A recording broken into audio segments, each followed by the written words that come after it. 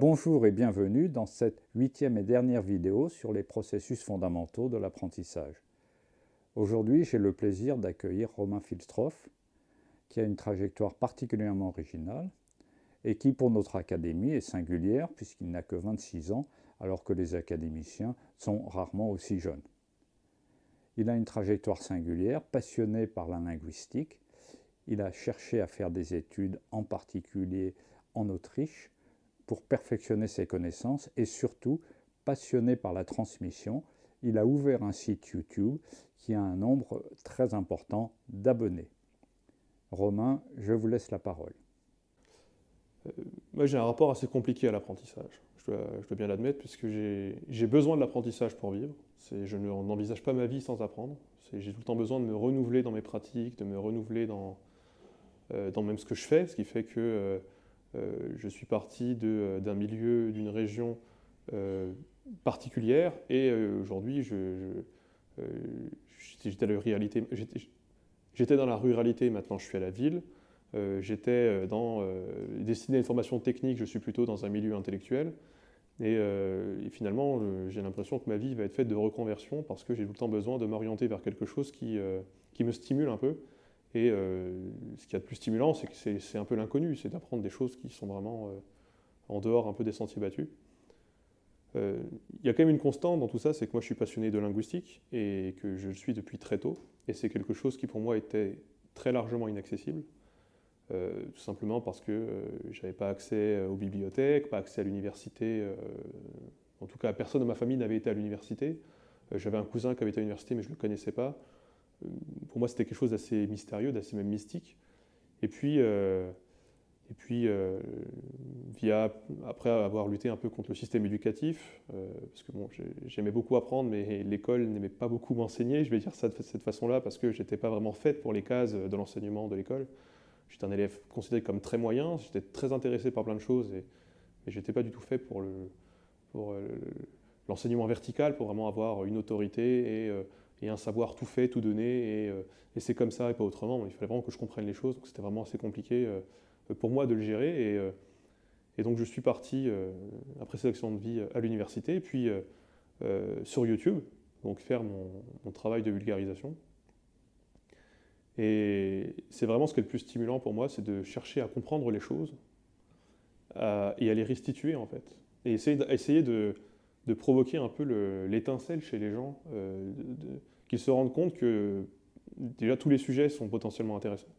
On peut apprendre de tout. On peut apprendre aussi bien par exemple, de ce qui est considéré comme de l'intellectuel, vraiment parfois du contemplatif, et du technique, vraiment des choses qui peuvent être très terre à terre.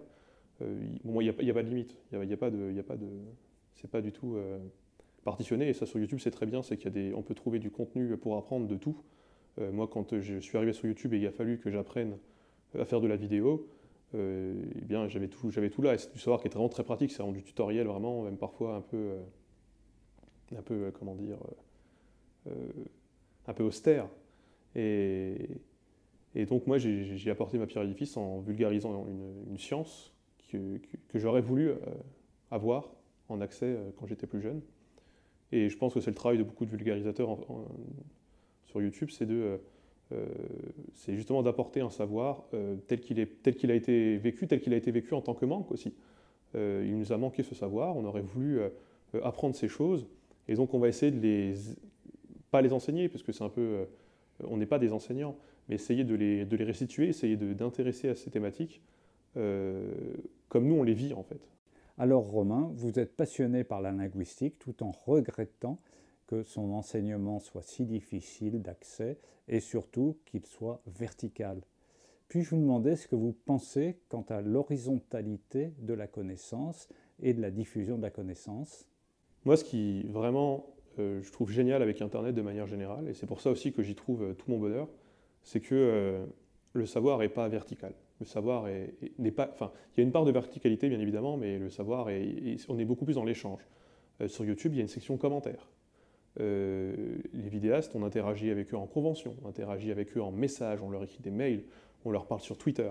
En fait, on est des gens, on n'est pas des référents distincts et éloignés du monde. On est des gens parmi la foule qui justement essaye de dire quelque chose à cette foule-là. On est inclus dans l'ensemble. Et ça, je trouve que c'est même primordial en fait.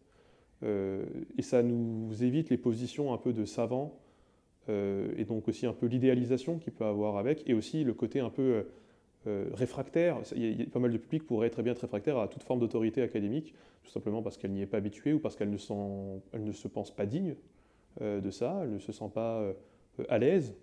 Et je pense que Internet a apporté, la vulgarisation sur Internet en tout cas a apporté ça, c'est apporter beaucoup plus d'horizontalité et donc un côté beaucoup plus chaleureux dans l'apprentissage déjà de soi, même parce que les vidéastes, en fait, beaucoup de vidéastes vulgarisateurs apprennent au quotidien, lorsqu'ils traitent un sujet, ils doivent se renseigner dessus, ils doivent l'expliquer, et pour l'expliquer, il faut qu'ils le comprennent, et dans l'apprentissage des autres, c'est-à-dire comment les autres vont le comprendre, s'ils vont le comprendre, et comment est-ce que cette interaction va se passer.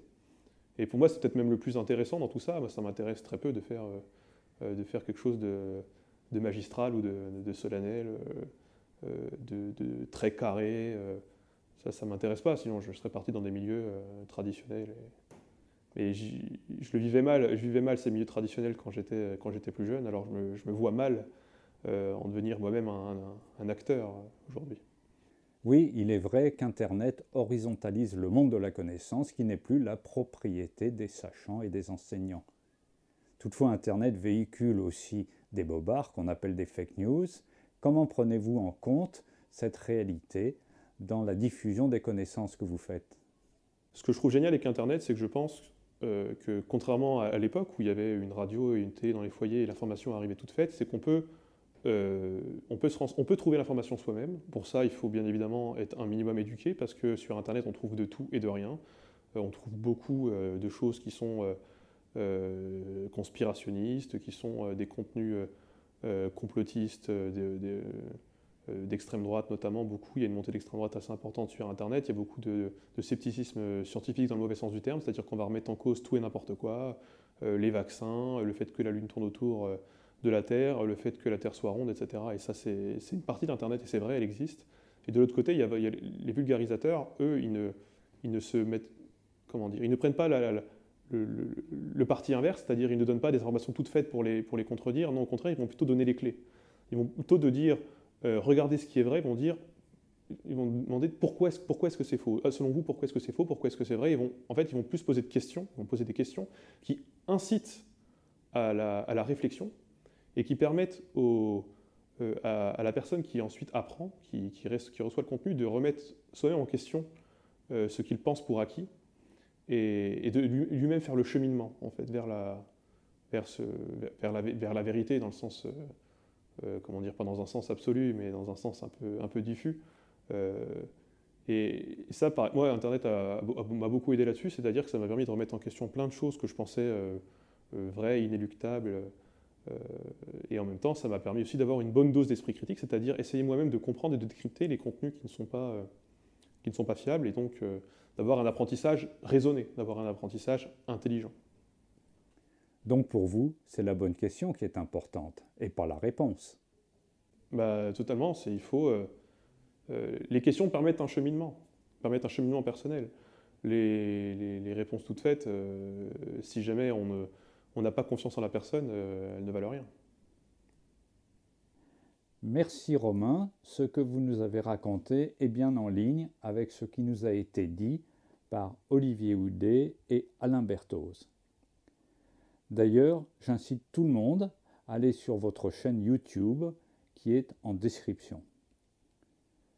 Horizontalité et verticalité, on voit bien que grâce à Internet ou par Internet, l'horizontalité devient de plus en plus importante, alors que trop souvent notre système d'enseignement est vertical. D'où une vraie question quant à l'évolution de notre enseignement pour prendre en compte une horizontalité dans laquelle les élèves aujourd'hui sont de plus en plus à l'aise via Internet. Si vous avez apprécié cette vidéo, n'hésitez pas à vous abonner à notre site YouTube et, bien entendu, à y mettre un pouce bleu. À bientôt.